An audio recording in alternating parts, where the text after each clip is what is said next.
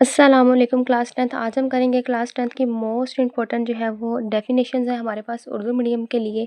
तो बेटा अगर आप डेफिनेशंस का पार्ट कर लेते हैं तो आपका जो एक पोर्शन आता है उसके जो आपका जो है डेफिनेशन वाला पार्ट कंप्लीट हो सकता है। तो नेक्स्ट आपको इसके साथ अगर आप एमसीक्यूज भी कर लेते हो और डिफाइंस वाला पोर्शन करते हैं इंशाल्लाह आपके जो है वो 50 तक जो है वो नंबर यहीं से कंप्लीट हो जाता है। लेकिन अगर आप इसको तैयार करेंगे तो तभी आपके नंबर अच्छे हैं। लेकिन आप इससे भी ज़्यादा अच्छे नंबर लेना चाहते हैं तो आप उसके लिए भी ये वाला पार्ट जो है वो बहुत इंपॉर्टेंट है। मैं आपको चैप्टर वाइज जो है वो सारी डिफाइंस अभी बताने वाली हूँ, तो इसको आपने वीडियो को एंड तक क्लास में देखना है। तो हमारे पास सबसे पहले आ जाता है सवाल नंबर 1, दो दर्जी मसावात, ऐसी मसावात जिसमें मुतगय्यर ताकत हो। तो एग्जाम्पल के साथ यहाँ पे मौजूद है। यहाँ पे आपके पास मकूस मसावात है, ये आपके पास डेफिनेशन नंबर 2 है। नेक्स्ट आपके पास जहाँ पे आ जाती है थ्री वाली भी आपके पास यहाँ पे कुव्वत है, कुव्वत नुमाई मसावात, कुव्वत नुमाई मसावात में मुतगय्यर कुव्वत नामाओं में से होता है। तो 4 आपका जुज़वी मसावात, ये आपने लाजमी कर लेनी है, ये मोस्ट इंपॉर्टेंट आपके पास डिफाइंस है। नेक्स्ट आपके स्टार्ट हो जाता है चैप्टर नंबर 2। चैप्टर नंबर 2 में है फ़र्क़िंदे कुनिंदा क्या है। तो ये आपके पास है b² - 4ac, दो दर्जी मसावात को फ़र्क़ कुनिंदा कहते हैं। नेक्स्ट आपके पास आ जाता है तरकीबी तकसीम। तो ये आपके पास कौन सी है, किसी कसीर रकमी को एक दर्जी कसीर रकमी से तकसीम करके बाकी और हासिल किस्में मालूम करने के तरीक़ों को तरकीबी तकसीम कहते हैं। नेक्स्ट आपके पास आ जाता है बेटा यहाँ पे सवाल नंबर 3, तो मसावात, ये आपने लाजमी कर लेनी है। नेक्स्ट आपके पास आ जाता है चैप्टर नंबर 3। तो चैप्टर नंबर 3 में भी बेटा आपके पास ये जो मोस्ट इंपॉर्टेंट है डिफाइन है निस्बत। निस्बत हमारे पास क्या होती है, दो या एक जैसी मिकदारों के दरमियान ताल्लुक़ को निस्बत कहते हैं।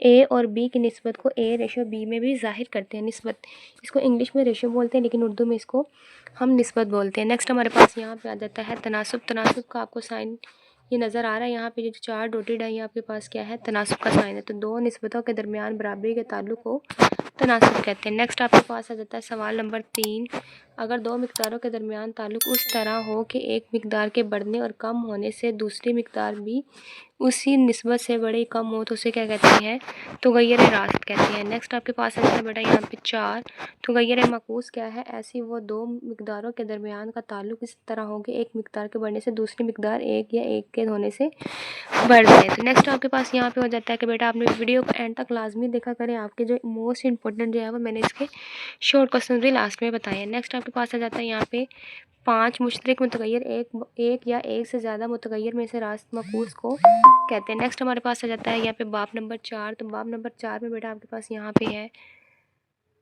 ये बाब नंबर 4 की पहली डिफाइन हर ये है मसावात, दो जुमलों के दरमियान बराबरी के ताल्लुक़ को मसावात कहते हैं। तो नेक्स्ट आपके पास यहाँ पे आ जाता है सवाल नंबर 3, यहाँ पे आपने इसको लाजमी कर लेना है। नेक्स्ट आपके पास आ जाता है सवाल नंबर 4, नातिक अदात। सवाल नंबर 5 है वाजिब कसर। तो नेक्स्ट आपके पास है गैर, जैसे इसको हम प्रॉपर इम्प्रॉपर भी कहते हैं लेकिन उर्दू मीडियम वालों के लिए है। नेक्स्ट हमारे पास आ जाता है बाब नंबर 5, पहली है आपके पास डिफाइन सेट, मुख्तलिफ और वाज़े अशिया के इज्तिमा को सेट करते हैं। मिसाल के तौर पर जैसे आपके पास ये कुदरती तादाद दी गई है।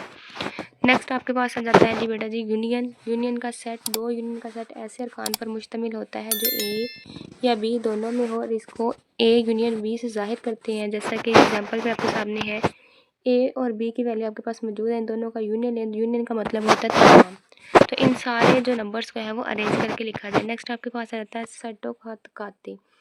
दो सेटों का तकाते दोनों सेट में मौजूद मुश्तकिल अरकान पर मुश्तमिल। मुश्तरिक का मतलब होता है कि एक जैसे। यहाँ पे एग्जांपल में चेक कर लें, इसमें हमारे पास जो सेम है वो जस्ट 2 है, तो हमने उसको आंसर में राइट कर दिया। नेक्स्ट हमारे पास आ जाता है सवाल नंबर 4। तो ये वाली एग्जाम्पल ये आपने डिफ़ाइन करना है। सबक नंबर 6, सबक नंबर 6 में हमारे पास देख लें, तदादी तकसीम, ऐसा ख़ाम मवाद को मुनज़्ज़म यका तरफ़ा जदल की सूरत में पेश करने को तदादी तकसीम कहते हैं। नेक्स्ट आपके पास आ जाता है 2, जमाती हदूद।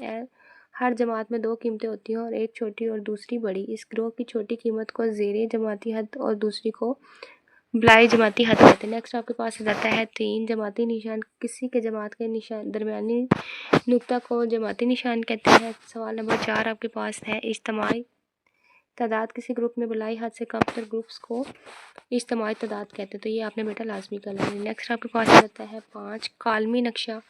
तो ये आपने करना है एस कालमी नक्शा, ये आपके पास सारी मौजूद है। नेक्स्ट आपके पास यहाँ पे आता है हिसाबी औसत। हिसाबी औसत का आपके पास फार्मूला भी मौजूद है। डिफाइन नंबर आपके पास 8 है, इसका भी फार्मूला मौजूद है आपके पास। नेक्स्ट आ जाए 8 हम आंग औस्त, इसका भी फार्मूला आपके पास मौजूद है। फार्मूले के साथ इसको लाजमी लिखा करें। नेक्स्ट आपके पास आ जाता है आधा। ऐसा मवाद सबसे ज़्यादा बार बार आने वाली तादाद को आधा कहते हैं।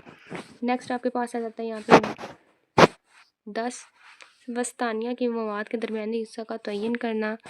सवाल नंबर 11 है इंतशार और सवाल नंबर 7 है साथ। सवाल नंबर 13 भी आपके पास मौजूद है, इसका फार्मूला भी मौजूद है, इसको आपने लाजमी करना है। शॉर्ट क्वेश्चन में भी लाजमी आते हैं। तो बेटा अगर आप चैनल पर नए हैं तो चैनल को लाजमी सब्सक्राइब कर लिया करें, ताकि जैसे ही नई वीडियो अपलोड हो तो फौरी नोटिफिकेशन आप तक पहुंच सके। तो नेक्स्ट हमारे पास यहाँ पे आ जाता है सवाल नंबर 7। सवाल नंबर 7 में बेटा आपके पास यहाँ पे है डिग्री। अगर दायरे की 360 बराबर हिस्सों में तकसीम किया जाए तो वो 1 डिग्री कहलाता है, 1 डिग्री कहलाता है। नेक्स्ट आपके पास आ जाता है रेडियन, ये वाले यहाँ से यहाँ तक है। नेक्स्ट आपके पास है थर्ड को टर्मिनल ज़ाविये क्या होते हैं, ऐसे ज़ाविये जिनके इब्तदाई बाजू और इख्तितामी बाजू एक जैसे हों। नेक्स्ट आपके पास है बेटा यहाँ पे कोस, किसी दायरे के मुहित का छोटा सा टुकड़ा कोस कहलाता है, शक्ल में ए और बी कोस है। नेक्स्ट आपके पास यहाँ पे आ जाता है बेटा सवाल नंबर 5, कितना है दायरा, किसी दायरे के वितर और कोस का दरमियानी हिस्सा तहरीक करें। नेक्स्ट आपके पास आ जाता है सवाल नंबर 6 और इसके बाद आपके पास आ जाता है जी बाब नंबर 8 और इसकी पहली आपके पास उसके साथ डायग्राम भी आपने लाजमी बनानी। नेक्स्ट आपके पास है ये 2, ये भी आपने लाजमी कर लेनी चाहिए। नेक्स्ट आपके पास कायमा ज़ाविया और हाविया ज़ाविया। नेक्स्ट आपके पास आता है बाब नंबर 9।